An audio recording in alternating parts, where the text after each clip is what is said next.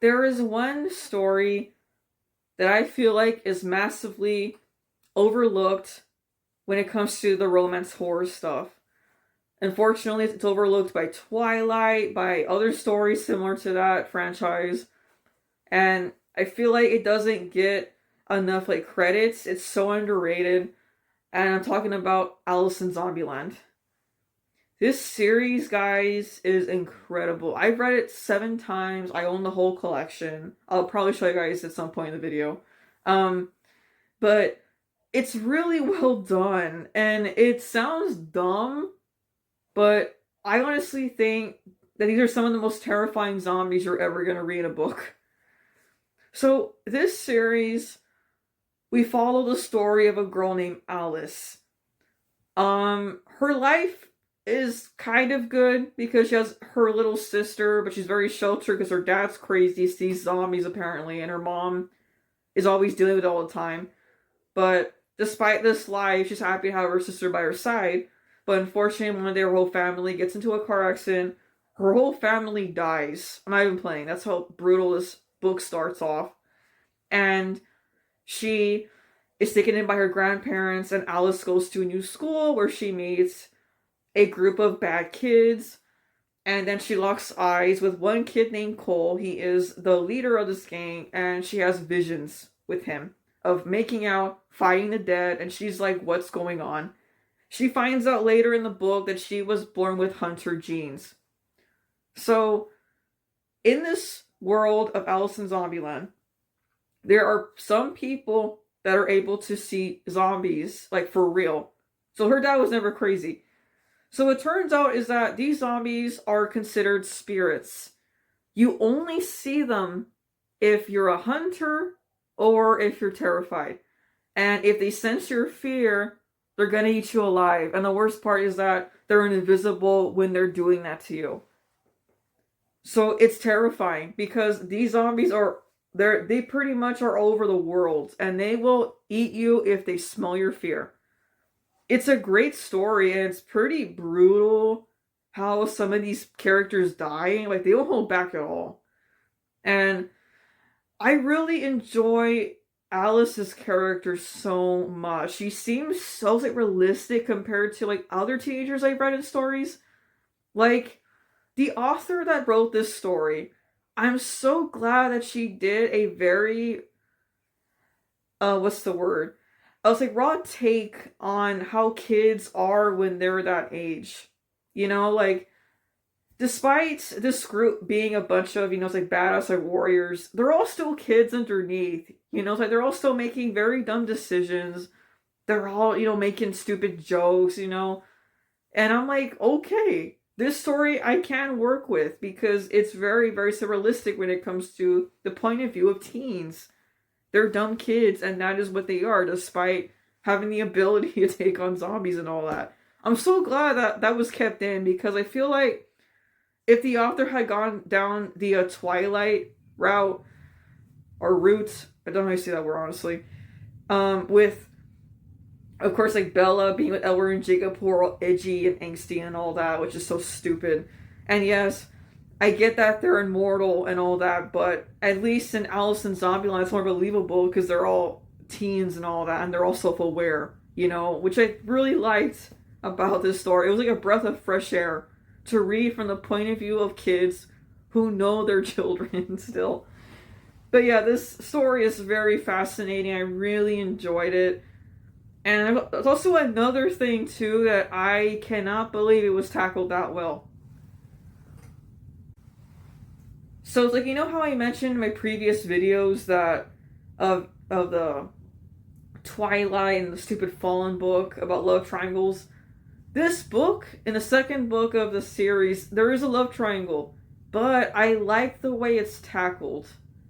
It's very realistic and stupid, but again, they're teenagers and it made sense. So in the second book, her boyfriend Cole, because yeah, of course they get together, Cole has problems with being with a girl because he's afraid one day that they're gonna die on him because he lost his mom, so he obviously has trauma, right? And he breaks up with Alice because he's afraid of losing her, and he gets back with an ex of his. And there's some other guy, his name is Gavin, and he is brought like into the fold of the crew. And of course, like Alice, and she's, a bit sad that she got dumped by her boyfriend. She ends up forming a very strong bond with this dude to the point where Cole is starting to realize it could be a romantic thing because he did have she had a vision of making out with Gavin, apparently, like she did with Cole. But the way that the book is written is so awesome in book 2 because, yes, there is a stupid love triangle going on here, but again, they're kids, and of course, it's like they're all going to make dumb decisions, and they're all aware of it. But what's awesome is that Alice, it's obvious she's not into Gavin at all, Because when it comes to the other stories like Twilight with Bella, she loved Jacob, right? Which I was like, why? You're with Edward. In this story, it is confirmed that Alice does not have a thing for Gavin at all. She really sees him as a friend. And like in the story, of course, like Cole is super jealous of her and him, but yeah, she never makes a move on him ever. And apparently that kiss vision or something that happened was because in book 2, she got bit by a zombie and now she's being controlled by the zombie to do bad things. And that kiss she had with Gavin was kind of like confirmation that she was trying to eat him because she was part zombie now, which is pretty cool. So yeah, they did a really good job on the love triangle. The author did a great job. It wasn't annoying, but I think it was only annoying so when it came to Cole because he's a bit of a hothead guy. But yeah, it was very well done how they tackled it. I thought it was awesome too how Cole straight up told Alice that he was stupid for getting with his ex and all that. And yeah, like I just like the honesty between these kids too. Like it's very well done. And the main character in this book, she feels like a breath of fresh air, man, because she's not like stupid. Well, she's a kid, right? But she makes very smart decisions when it comes to her like love life, for sure. Like she just wants to be with Cole, right? And she just doesn't care about anybody else, I mean, she sees them as her friends, but Gavin never had a thing for him. She was like, oh, hey, bro, and that's it. Pretty much. That was the romantic thing. It was pretty much like a one-sided love triangle we think about, which is pretty funny. But yeah, great story.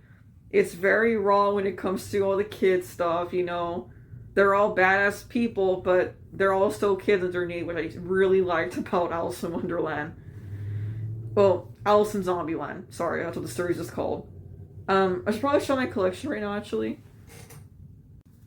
Okay, you have it right here. Yeah, it's just, oh, sorry, it's kind of heavy. Okay, this is, I think this is the first, yes, this is book 1 here. This is Alice in Zombieland. Book 2, where she becomes a part zombie. Book 3, they fight the evil queen. And then book 4 is a bit of a spin-off story because like one hunter goes crazy because his girlfriend dies and he meets somebody else, so he gets closure. Yeah, like all these. Yeah, this whole series is so good. Like it's very, very imaginative. I cannot believe it's just massively sat on when it comes to the romance horror genre. It has a cult fan base, don't get me wrong, but it's super underrated. People don't really know much about Alice in Zombieland, which is pretty, sad for me to hear about. I love the series. I hope at some point it turns into a series of some sorts. Hopefully they give it to a proper director.